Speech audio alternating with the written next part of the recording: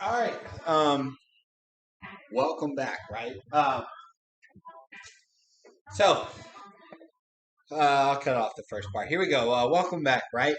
Um, to the five-part series. Now, this fucking stupid. It's not a series. It's just, something quick, something hopefully to help you. Um, Mindset, framing, whatever you want to call it, like how you view the activity of lifting is important. Not just in how your results will happen, but also I do think how you interact with other people and your relationships outside of it. So we'll get to that towards the end because I think that's a piece people miss sometimes. And honestly, like douchey gym bros just fucking irritate me. Um, and I'll, I'll vent about that towards the end. But let's start with negativity. It's really easy to be negative, especially in the fitness space. Everyone looks super jacked. Everyone looks super lean, super attractive. And the first thing is most of these people suck by nature of them just being a human being. Um, so get that out of the way, right? Don't compare yourself to them. Be a good person first before you're a good lifter. I think that's the most important thing I stress. Um, I would rather someone who can hardly total 1,000 pounds be my friend than someone who totals 2,000 and is a piece of shit human being. I don't want to be around them. Okay. Um, so negativity though, how you talk about yourself will impact um, your results. If you're constantly viewing things as a negative aspect of yourself, um, it's going to continue to be that. If you look at when you mess up your diet as, wow, I suck. I'm just a failure. I don't deserve what I want. Chances are you're not going to get any closer to the goal. And in reality, the issue probably isn't your ability to dedicate yourself towards something and do well at it. It's that where you thought you were starting at and where you actually are at two different points in time. It's like riding a bike, right? Like if and a lot of times most people need the training wheels, but they want to be big boys and girls and trans people too, like or however they identify. I don't want to cut anyone out. Um, but then they try to just get on a bike regularly, and they've never learned even how to pedal or kind of control the steering, and then they go, oh man, I crashed. I just suck at riding a bike, and it's like, yeah, you've never done it before, you know. So it's the same thing. Like it's very easy to look at everyone else and go, oh, they're doing so good at this, and then you yourself think you should be at that point. You're not, and that's okay. The biggest thing for me though is when you get these negative emotions, it don't don't be the person who beats yourself up for being negative. It's impossible to always be positive. What a better strategy is to take the thought, admit that you're having it, but then analyze, okay, why do I feel this way? What about me not doing this makes me feel less valuable, makes me feel like a failure? And then is that a reasonable, rational conclusion? Obviously, it's hard to be rational or logical when you have a failure because they're tough. Um, but the more you fail things and you beat yourself up, the less you'll win because you get tired of that experience. Whereas if you set your training up, if you set your diet up with more short term wins, when you do fail, you at least have 27 wins behind you to look at and go, okay, this is a one off. Why did it happen? I did really well these other days, but not this day. So, how do I approach it from here?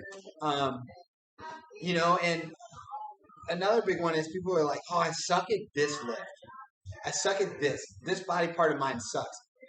Pause. Yes, of course, you're a beginner, right?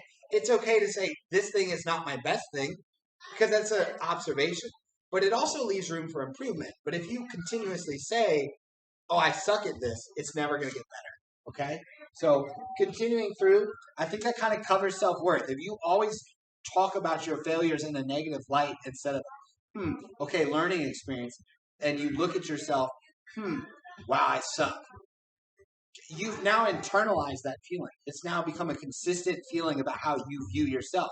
So then when you look at your goals, you think, no, I don't deserve that. Right? So setting your training up to have these small wins really establishes that self-worth and that confidence, which will also build into kind of the ideas presented in the previous video about all the other little fundamental things. So when we establish small wins, we build self-worth. When we build self-worth, it stacks, it compounds, and then we start feeling extremely good about ourselves, which is never a bad thing, right? Just don't be a narcissist.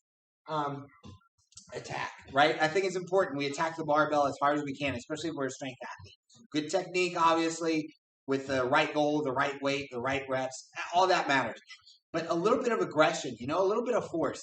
And it's hard to do that when you're constantly just beating the shit out of yourself, both physically and emotionally. If you're constantly like, wow, I'm a piece of shit, my life sucks, which it very well may suck, but you're not a piece of shit. It's really hard to really motivate yourself or even be disciplined to do the things you want to do. Occasionally we can get in these kind of, oh man, I was so angry when I walked in the gym and then I just kicked ass. You can't do that every day. That's not how it works, right? You will fry yourself out. So if we establish a high self-worth because we remove the negativity in terms of how we talk about ourselves, which is impossible to remove completely, but we fill that space with more neutral or positive thoughts, then the more willing we are to be aggressive in the gym, to really chase after the things we want to do, because we now view ourselves as worth those things and capable of those things, right? So that's where I think the self-worth and attack kind of ties together. Lastly, outside the gym, right? What you do in the gym will bleed over outside the gym. What you do outside the gym will bleed over into the gym. So obviously diet, obviously sleep, all these things, all of them matter. And when you're continuously negative, you're raising stress hormones. You're impacting those things. If you raise stress hormones, it might be harder to sleep, which then compounds higher stress hormones.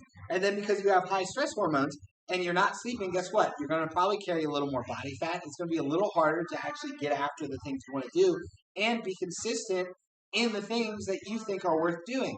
But also, just because I'm positive about myself, just because I have a high self-worth does not mean I will talk to someone else in a negative light. Some of you bug the absolute shit out of me 24/7 on, especially on Discord, sorry, with some of the shit you guys say. But that doesn't mean I think less of you as a person. We are lucky and privileged to go to the gym. We are lucky and privileged to better ourselves. But our personal betterment does not make us better than another human being.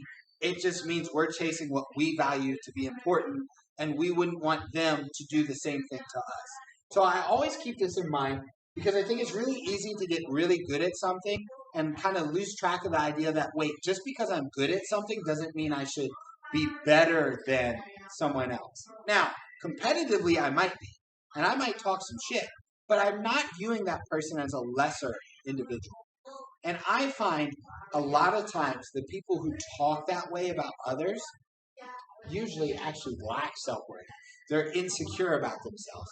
And then just to keep following this through, imagine someone is super negative about everyone else not doing the same thing as them or being as good.